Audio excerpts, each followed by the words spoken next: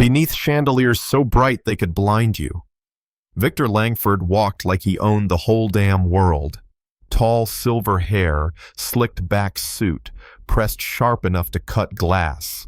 Smile rehearsed to perfection. He wasn't just a billionaire. He was the kind of man who believed he was untouchable.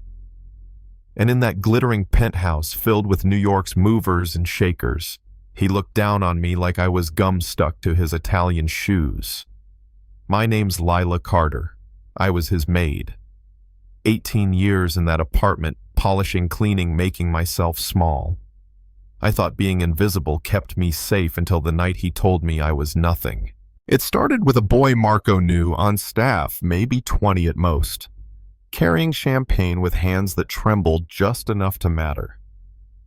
He tripped, liquid gold arcing through the air, landing smack on a senator's suit jacket. Gasps, nervous laughter. Victor's face snapped dark. Before anyone could blink, he had Marco by the collar, slammed him against the bookshelf so hard the shelves rattled. The poor boy's eyes wide, pleading. I didn't think, I just moved. I set down my tray, stepped forward, palms raised.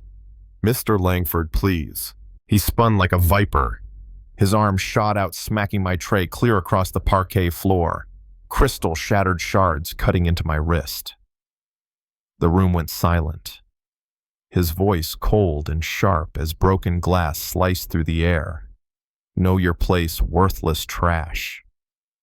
People like you serve, not speak. Laughter muffled behind wine glasses. Perfectly dressed women looked away. Men studied their shoes. No one said a word. Blood dripped down my wrist, but I held his stare. He nudged a glass toward me with his shoe, cruel smirk curling. Since you're already on your knees, finish the job. And just like that, everyone turned their backs, including the police chief who stood at his side, hand heavy on Victor's shoulder like a warning for anyone dumb enough to interfere. That was the moment something inside me shifted. Humiliation burned hot, but underneath it, colder, sharper.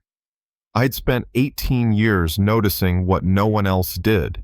His patterns, his careless arrogance, the way he dangled his keycard on the wall like it meant nothing.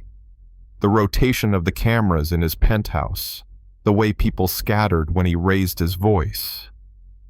That night when the party ended and the apartment cleared, I slipped into his office with my cleaning cart like I'd done 1,000 times. The place reeked of leather and expensive cologne. I wiped under his desk drawers, cloth catching on a hidden latch. Click. A false bottom popped loose. My heart raced as a flash drive fell onto the wood labeled in plain black letters, insurance. Contracts stuffed beside it, offshore accounts, shell companies, fake charities.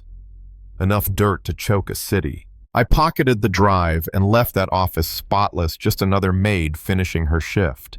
But in my chest, a fire burned steady. That insult, those words, worthless trash, echoed louder than any chandelier sparkle.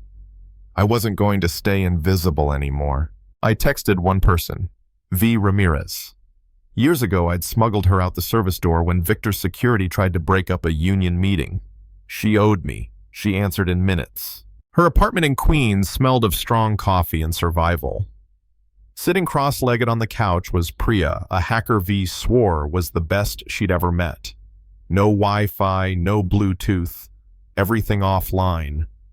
They cracked open the drive like surgeons peeling skin. Offshore accounts, bribes, safety violations tied to collapsed factories overseas. And then the kicker steady 6-figure payments from Victor's companies straight to a shell firm owned by the police chief's wife. We didn't sleep. We mapped everything. Priya mirrored copies on encrypted drives. V pulled up Victor's schedule. He was set to open the stock exchange at 9:15 a.m. Cameras everywhere, the perfect moment to strike. The plan was surgical leak, the files in waves, each worse than the last time, to blow holes in his empire, live on air. And if something happened to us, dead man switch. Everything dumps at once. Morning came too fast. At 9:15, Victor stood on the platform, billion-dollar grin plastered across his face. Priya hit the first release tax records offshore accounts. Within seconds, stock tickers dove. Then safety violations emails showing he ordered inspection reports falsified. Video of a Malaysian factory collapsing, hundreds dead. His signature sat on every order.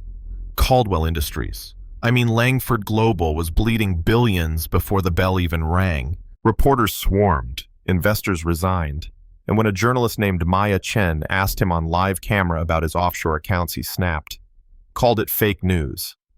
She held up her phone and played audio from his penthouse, his voice cruel and unmistakable. Know your place, worthless trash. The crowd gasped. His mask cracked. By noon, his empire was in free fall. And then came the news that made my knees buckle. Maya found dead. They called it suicide. I knew better. So did V. We all knew what it meant. Victor was fighting back. And then my phone buzzed, a text from an unknown number. You're next. That should have scared me into hiding. Instead, it anchored me. I wasn't going to run.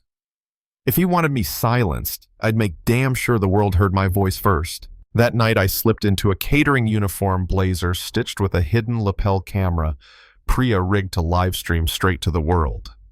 Service entrance barely a glance from security, and I was in his emergency shareholder meeting. Rich men sweating over lost stock, board members whispering. Victor strutted to the podium, rage barely hidden under his polished tone. He started his speech about malicious allegations, but I stepped from the shadows, water pitcher in hand. My name is Lila Carter, I said loud enough to stop the room cold. Last night I was your maid, and he told me to know my place. Gasps. Whispers. Victor's face turned crimson. Security. But I didn't stop. I raised my phone, reading names from List A. Judges, cops, senators, each with dollar amounts beside their names. Judge Marcus Hall, $2 million for dismissed safety violations. Captain Reeves, $500,000 to cover up a journalist's death.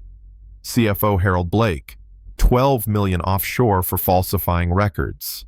Each name appeared on screens around the room, synced perfectly by Priya's feed. The live stream counter climbed past $500,000. Victor lunged. His hand clamped around my throat, slammed me back against the glass wall 40 stories high. Gasps filled the room. He hissed through clenched teeth. I bury problems. You're just another problem. His grip cut into my skin, stars flashing in my eyes. But I wasn't weak anymore. 18 years scrubbing floors had made me stronger than he thought. I slammed a serving tray into his ribs, twisted, his wrist broke free. Cameras caught every second. Millions watched as the billionaire who once smiled for charity galas now spat blood and fury on the floor. Then came the sound boots, shouts, FBI storming the boardroom. Agent Ruiz's voice rang clear.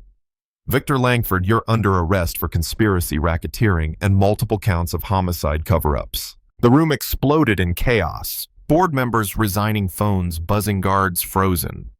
Victor fought, cursed, but they dragged him out in cuffs, his empire collapsing, lived to millions. I stood in that room, lip split, throat bruised, uniform stained with both our blood. And I smiled.